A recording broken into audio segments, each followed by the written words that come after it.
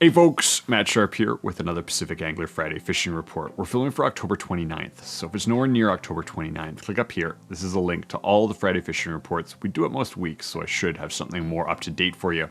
This week we're talking about fisheries that aren't over. Now, we do have to start off with a fishery that is over, and that is the chum fishing.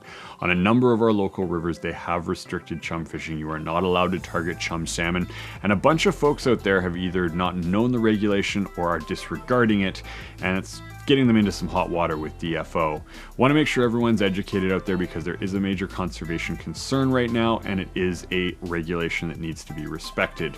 Now that's the bad news. Let's talk about the good news. The weather looks really nice for this weekend, whether you're out trick-or-treating or you're out fishing, and there's some really good options for late season coho fishing. Now, a lot of people start hanging up the rods about now, especially if there's no chum to be targeted, but coho fishing is going to push right in depending on the system. And the systems to look at are up Sea to Skyway as well up the Harrison Way. These systems will get fresh fish right into December even, and it provides some really cool fishing, a fishery that I love tackling.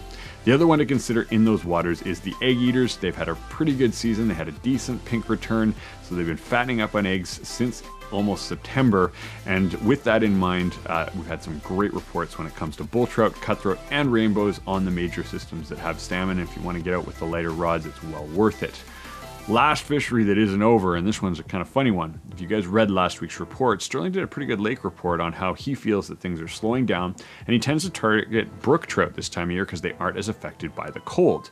Now, Jay and him had a big debate this week in the shop, and that's one of the cool things about having a shop. You have a bunch of guys and girls together who love fishing, and there's a bunch of different strategies, a bunch of different theories, and we get to bring it all together. And Jay is a guy that fishes really late into the lake season. He's going to talk about the water temperatures that he looks for, a bunch of the flies that he uses, as well as some key concepts when it comes to late season lake fishing, which is, he says, one of his favorite fisheries. So if you're thinking about getting out, it's still well worth it, depending on the lake that you plan to go to. Make sure to check that out. Links in description below to the written report as always. Lastly, there is a new Fisheries Minister that was announced this weekend. Yes, I sat through the really long and boring confirmation speeches, whatever you want to call them, to check out our new Fisheries Minister. Now, before everyone fires up the memes and starts throwing insults, we do have to hope that a fresh start might have a fresh look when it comes to managing fisheries, and we're hopeful, as well as being active, at making sure the new minister gets the information that she needs to make proper decisions. We can only hope that science is what's going to dictate those decisions going forward. As always, guys, you want to see more reports like this, consider hitting the like button, hit the subscribe button. Let's get into it.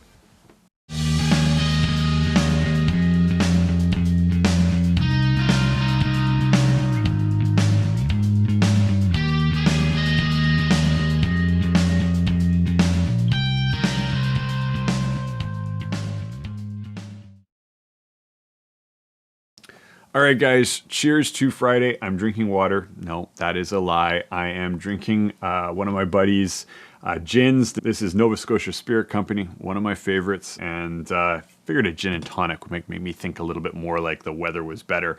And with that in mind, the weather is getting better. So when we pull it up here, when we're looking at Vancouver first, looks like a pretty darn nice weekend. We had a ton of rain this week, and it did push the rivers around quite substantially.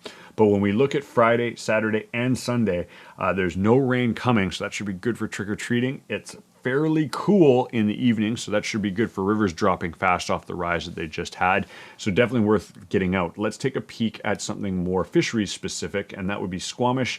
They're in the same boat with some very cold nights. First negatives I've seen, that's -2 on Saturday at night, and that should suck that river right back up into shape really quickly, so it's well worth getting out if you're thinking about it.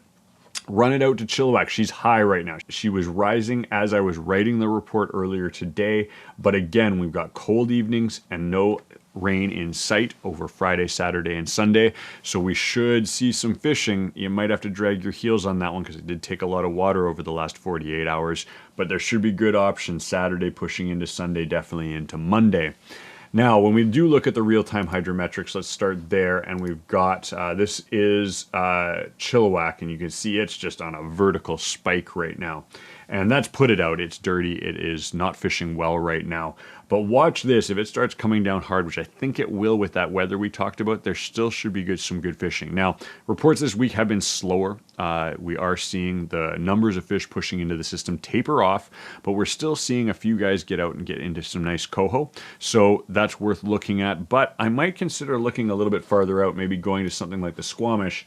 And you can see she's not actually as bad. She's sitting sort of at like a 3.2 right now. I expect her to drop hard and clear up. The reports we had from a day or two ago was it was quite dirty, obviously coming off that huge blowout that we predicted last week, but it did get dirty again sort of around the 26th when it came to the rain we got there. But it should be good to go for the weekend if you are planning on it.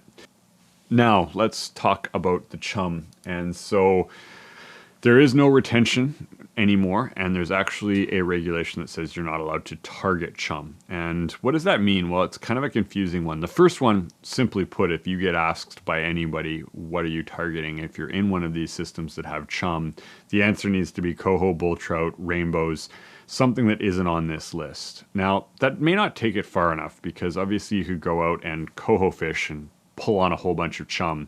I want you guys to be careful of that. And there's a few things we can do to minimize our chum interception and reduce the number of chum that are being hooked. That unfortunately means putting away your pink and purple jigs. That also means being a little bit more selective in the water you fish, meaning that there's big pods of chum everywhere. I'd like you to sort of push away from those areas. Coho actually usually move on the outsides of the pods of chum or behind or in water that chum aren't. It was quite funny on a few of my favorite holes on the Squamish.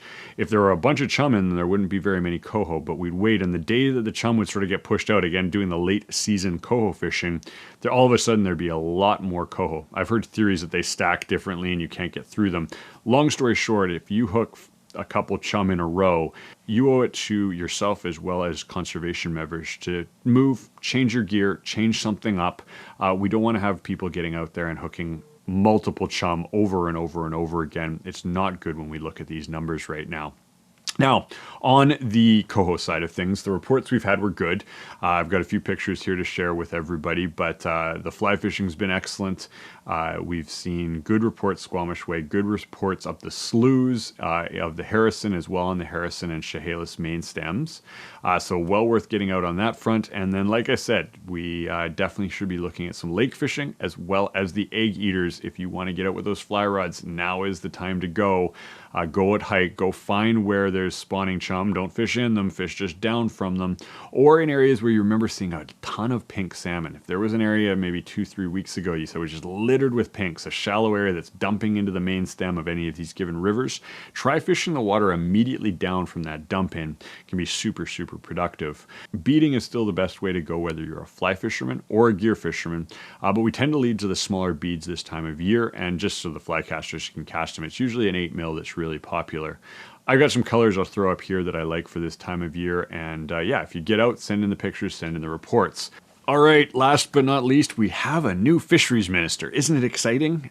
No, it's not, and most people really don't care about the Fisheries Minister, but if you are a fisherman, you need to right now, because the decisions that are going to be made by that office are going to dramatically affect fishing opportunities over the next little bit. Two reasons. They have a very big budget to conserve salmon, but they've also had a very bad track record over the last 4 years of not listening to science, making mistakes when it came to assumptions with certain science, as well as listening to special interest groups that really don't want sports fishermen out there. So let's take a look at it. I got to look this up. I can't remember her name. I did sit through the entire ceremony. It was boring. I strongly recommend it, but I was surprised. Joyce Murray is our new House of Commons representative with the portfolio of Fisheries Minister.